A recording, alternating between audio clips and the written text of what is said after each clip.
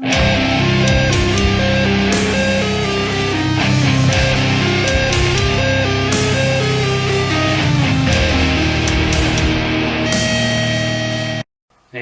here. Today I'm talking about my top 10 of 2023. I know I'm a bit late to the party, but there was a lot of albums that came out late last year and stuff that I came across, and I was kind of torn, listening to them and thinking where could they fit on my list, and where they might, if they pop up and knock somebody else off. But that's what took me a while. There was a handful of albums. I was listening quite a bit into January, seeing what bands might sort of sneak onto the list and stuff like that. But anyways, I'll be, so I'm a little late. So feel free to check out this video and talk about some 2023 metal albums. My number one, I'll be going number one down, but number one is Crom's The Era of Darkness. I really enjoyed this album. Very solid from start to finish.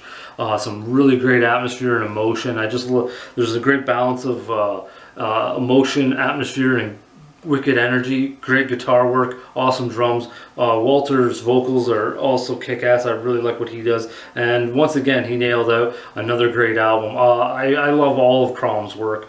All four albums I think are kick-ass, and he did it once again, and that's why I took number one. But these top four, I felt like were really interchangeable. They could really change over the course of this year, the next year. Spots when you kind of go back, look back on it and be like, now where all these albums sit. That'd be kind of an interesting video to do in the future. But number two, The Garden from Hanging Garden. This one I really like because I felt like the atmosphere, a lot of the melodies absolutely kick ass on this, and I feel like it's old Hanging Garden, or not old, but like it's kind of their previous incantations and then modern feel to it as well. So it's just kind of a culmination of everything. They really just absolutely crushed it. I think this is probably my favorite Hanging Garden album from them, and that's why it landed on number two. Some absolutely awesome songs that towards the end of the album that really kind of set it apart from these next ones here. But this one climbed up the list pretty good for me. Primal Fear's Code Red. Really like what Primal Fear did here. You got the classic Primal Fear sort of feel from the earlier albums with the power and the energy, and then some of the later albums that have longer songs with atmosphere and emotion. You have all that along with a more modern feel, which is like I would say is the feeling behind songs like Cancel Culture and The World Is On Fire. Just the messages and how they resonate with today. I think Primal Fear did an awesome job, and look at that album art too. This album art is kick-ass. Probably one of the best pieces of album art this year as well. Number four is this guy here, Insomnium's Anno 1696. Not 100% sure how to say that, but this album was really cool. I really like what they did on this album. Again, that classic sort of Insomnium feel, but they break away from it a little bit. You feel like the melodies are a little different, and I attribute that to maybe like Yanni is a guitar player who's been added to the band. I don't know how to say his last name. It's Finnish. Lima Tainainen. I don't. That one's a tough one to say, but I believe his contributions changed the album a smidgen, and Marcus Van Holle's influence I think is coming up more and more with each passing album as well since he's joined the band. But I really like what they did on this album. Classic Insomnium feel, but a lot of fresh new stuff as well, like having the guest vocals on here. And like on White Christ, absolutely really good guest vocals on there as well. Now this next one has a piece of kick-ass album, or might rival Primal Fear's Code Red, Hephaestus from Heimdall. Now this album, I just love everything. The energy, the guitar work, the vocals are kick-ass, the drums, just everything is really awesome about this album. And it was a hard one to try to figure out where I wanted to place it. It was creeping up there against Insomnium, that's for sure. But another power metal album that followed Heimdall's Hephaestus is this one here, Iron Savior's Firestar. I managed to get this one. I do want to get Heimdall's Hephaestus. If I can get that one shortly, I will. But this one, it was a really kick-ass album. I love the dynamics that were in this one. Curse and Machinery is really great. Demise of the Tyrant, that's a really solid song. I really like what the Iron Savior did on this one.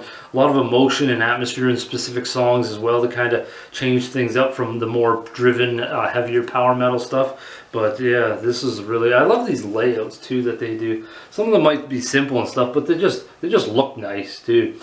You know, there's some pretty cool stuff there, but a really good album from Iron Savior. I really liked what they did on this one, you know, following up from Skycrest, another solid Iron Savior album. Then we're moving on to number 7. Now this one was a surprise to me, finding this band out of Japan, Amusi, Heavy Metal Doctors. This is another album I want to really pick up. Some of these albums I still got to pick up, of course. That's why I'm showing you the artwork the way I am. But this one was really surprised. I like the power metal they do. There's a fantasy feel to some of it. I like the reality, the realism to it, because they're actual doctors, and that's some of the stuff they write about. So that's really cool. I love the accent, the Japanese accent that they have. I find it adds a sort of charm, a flair, you know, something different on vocals there. I really like that. The guitar work and drum stuff, some of that stuff was absolutely mind-blowing. That, you know, really stood out to me, is some of that. And as well as the bass. I like the bass from Amusi as well. That was tucked in there nicely. But that album really shot up there and surprised me. But that's why it's sitting at number 7. Really impressed from Amusi's and their album Heavy Metal Doctors. Another album I'm actually very impressed with was Caladria's Inhuman Land. Now this one, oh man, the diversity in songs was just absolutely incredible. You know, the gothic doom style feel to a couple of songs.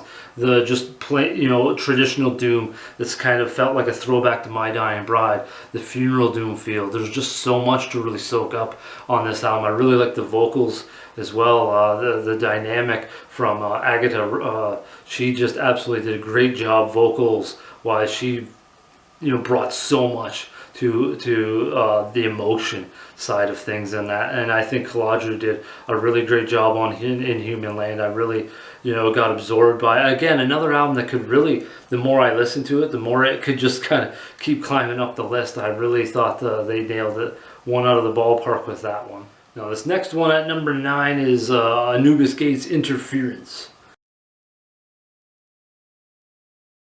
This album was pretty cool. I liked a lot, again, you know, Anubis Gate doing some experimenting with a few songs in there. I actually thought it really worked in a handful of songs. It really brought them to life. And I thought, like, you know, once again, the classic sort of feel of what Anubis Gate's going to give you, along with some experimenting and seeing where that goes. And it again is another album. The more you listen to it, the more I think some things will, you know, will become noticed and come to life a little bit more. So again, I think this list could be really interesting to think about in 3, 4, 5 years and see where the albums actually all sort of line up compared to what I have them now, listening to them deeper, because sometimes that just happens, you know, going down the line.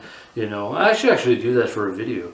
You know, go back in time and check out like 1984 albums and see where, you know, how I liked them a long time ago compared to now. But anyways, moving on to this one, number 10. This one was a gift from Rainer at his Running Wild Productions. He sent this to me because I did a video on Eons of Ashes, the Wasteland Chronicles. This one was really interesting.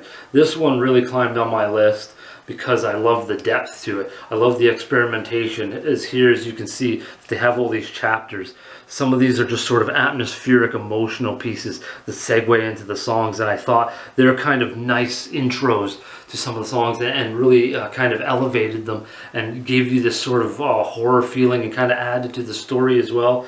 And I thought they really did a great job on this. There's a lot of dynamics and different feel. It's not just like a lot of aggressive melodic death metal as you might think, but from hearing a couple of the songs that I might have listed in my video, but there's a lot of other elements and things here that really, you know, add to the whole spectrum of this album and its atmosphere and everything like that. I thought this is quite unique, and I like the depth musically that they showed as well, and the vocals. Yeah, the differing in vocals, the harsh vocals, the female vocals, you know, that really added some layers to it as well. So that's why Eons of Ashes landed on number 10, which pushed out After Earth's The Rarity of Reason.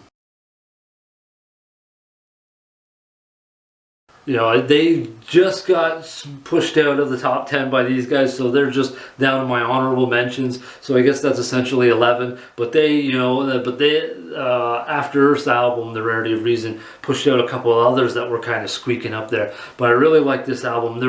I like the differentiating in the melodic death metal feel. Some of the songs were more faster, aggressive. Some of the stuff was a little longer, drawn out. Nice intro pieces. A lot of nice guitar work on there. Some really intense drums. Great vocals. The vocals were very audible. I really liked that. Sometimes when it comes to melodic death, sometimes the deeper vocals can get lost in the mix, but they were very clean feeling and audible, these harsh vocals from After Earth's The Rarity of Reason.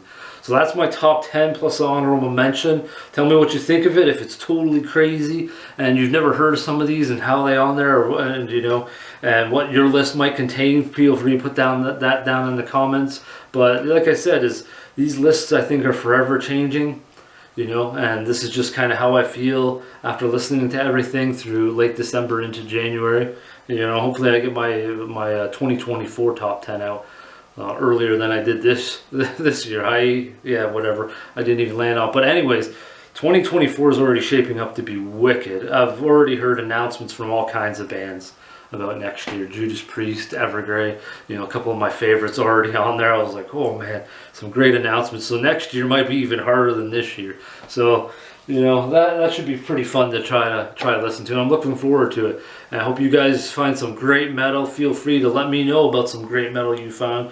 And it's always fun to explore, you know, great music. And I hope you guys found some great music that helped inspire you or make you feel better, you know, on my channel from my suggestions and things like that. Until next time, folks, have some heavy listening.